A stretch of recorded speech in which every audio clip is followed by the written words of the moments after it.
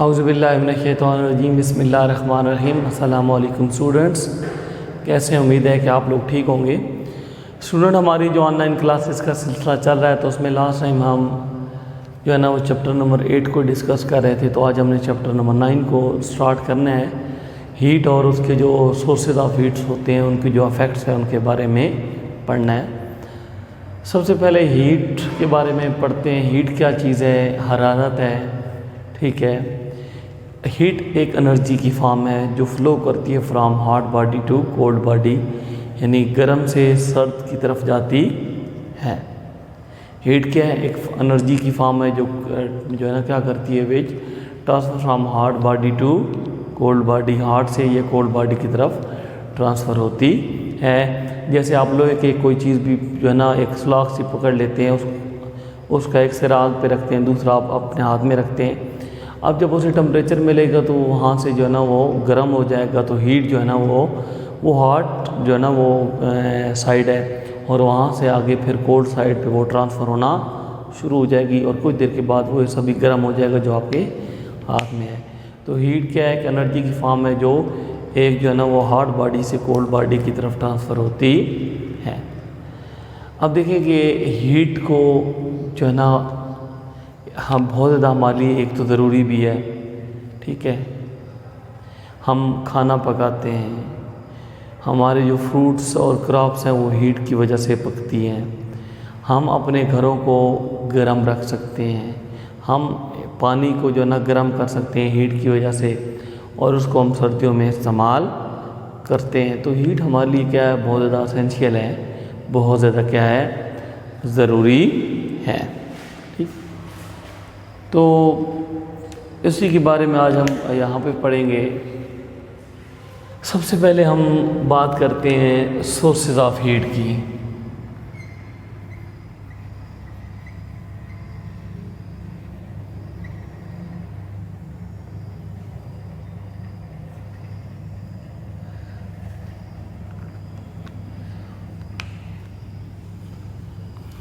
अब देखें कि स्टूडेंट, जो हीट एनर्जी का सबसे बड़ा सोर्स है वो क्या है? सूरज है। सबसे बड़ा सोर्स क्या है हीट एनर्जी का?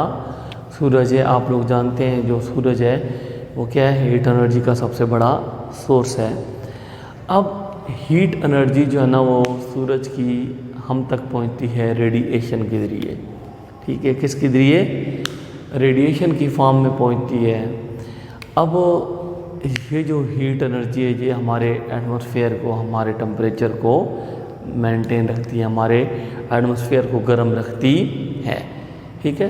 तो सबसे बड़ा जो हीट का सोर्स है या बिगेस्ट सोर्स ऑफ हीट वो क्या है? सन। लेकिन ये सन ये क्या है? Biggest source of heat. Heat का सबसे बड़ा जो है ना वो सोर्स क्या है? सूरज है। अब इसमें जो हीट हम तक पहुंचती है किसकी फॉर्म में? In form of radiation. ये जो सूरज की रोशनी है हम तक रेडिएशन की फॉर्म में पहुंचती है। किस तरह कि ये देखिए सूरज है, ठीक है। अब ये जो ना वो क्या है? रेडिएशन है, ठीक है। तो सूरज की रोशनी हम तक किसके ज़रिए पहुंचती है? हीट एनर्जी रेडिएशन के ज़रिए पहुंचती है। अब ये क्या करती है? कीप अर्थ एनवायरनमेंट वार्म, यानी ये जो हमारे ज़मीन का माहौल है, एनवायरनमेंट है, उसको क्या रखती हैं? गर्म रखती हैं। तो सबसे बड़ा सोर्स जो है ना हीट का वो क्या है? सन है। इसमें जो हीट हम तक पहुंचती है वो रेडिएशन के ज़रिए पहुंचती है। ये हमारे टेम्परेचर को, हमारे एटमॉस्फेयर को, ये टेम्परेचर को मेंटेन रखती हैं, गर्म रखती हैं। फिर स्टूडेंट्स हम नेक्स्ट बात करते हैं नेक्स्ट है कि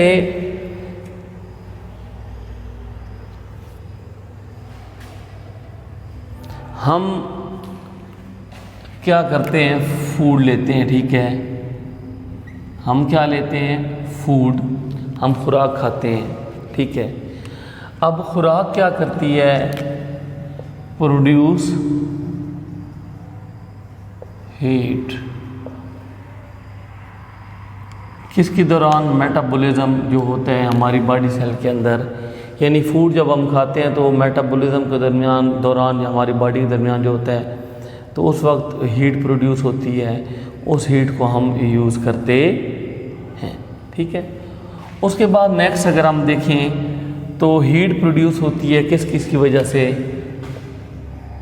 हीट किसकी वजह से प्रोड्यूस होती है, कौन कौन सी चीज़ें, बर्निंग ऑफ वुड, लकड़ी को जलाएं तो भी क्या प्रोड्यूस होगी, हीट, कोल को जलाएं तो भी, ऑयल को जलाएं या गैस को जलाएं तो भी क्या होगी, हीट प्रोड्यूस होगी। हीट किन की वजह से प्रोड्यूस होती है, वुड को जलाएं, लकड़ी को जलाएं, कोल को जलाएं, गैस को जलाएं, इनके दौरान भी हीट प्रोड्यूस होती है। अब हम क्या करते हैं कि इसी हीट को यूज़ करके क्या करते हैं, कुक फूड, हम खुराक को पकाते हैं, ठीक है।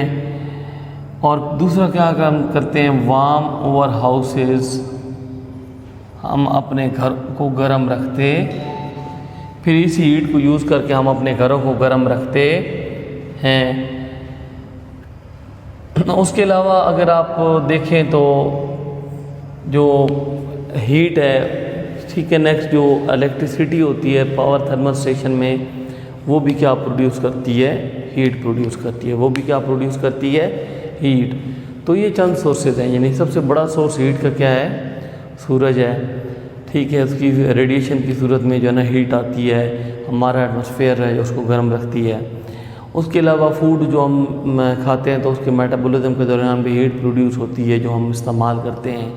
उसके अलावा लकड़ी को जलाएं, कोयले को जलाएं, गैस को जलाएं तो भी हीट प्रोड्यूस होती है। उस हीट से हम खाना पकाते हैं, अपने घरों को जो है ना वो गर्म रखते हैं। फिर जो इलेक्ट्रिसिटी होती है थर्मल पावर स्टेशन में, उस दौरान भी जब इलेक्ट्रिसिटी प्रोड्यूस होती है तो उस दौरान भी हीट भी प्रोड्यूस होती है। तो ये चीज़ समझ आ गई, इसको एक दफ़ा आप लोग देख लें।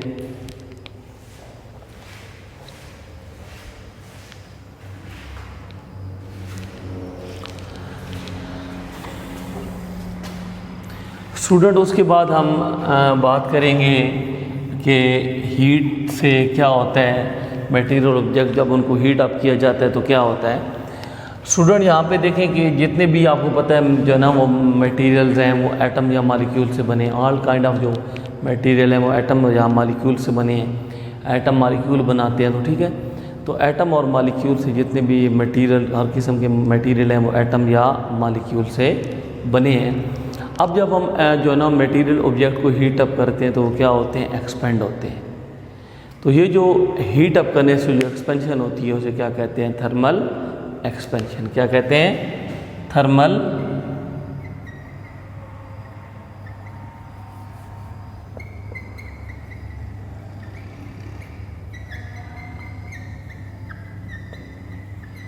थर्मल एक्सपेंशन क्या है, when object heat expand, this expansion of object on heating, क्या लिखेंगे, the expansion of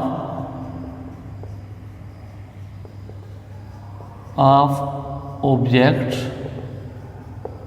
on heating is called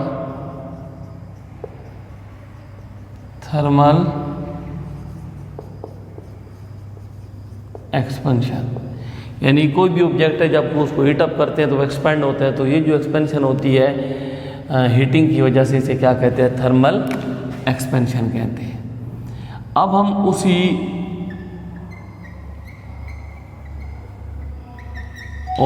वो ऑब्जेक्ट जो एक्सपेंड हुआ उसी को हम क्या करते हैं कि कूल करते हैं, ठंडा करते हैं। जो ही ठंडा करते हैं तो वो कंट्रैक्ट हो जाता है।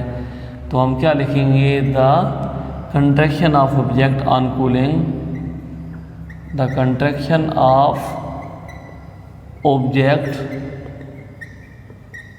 On cooling is called thermal contraction. यानी हम हीट अप करते हैं, ठीक है, तो ऑब्जेक्ट एक्सपेंड हो जाते हैं, वो थर्मल एक्सपेंशन कहलाती है। और यूं ही हम उनको ठंडा करते हैं तो वो कंट्रैक्ट यानी सिकुड़ जाते हैं। तो ये जो कंट्रैक्शन होती है इसे हम क्या कहते हैं, थर्मल कंट्रैक्शन का नाम देते हैं। तो स्टूडेंट आज का हमारा टॉपिक यहीं तक था, इसको आप लोगों ने अच्छे तरीके से करना है। बहुत शुक्रिया।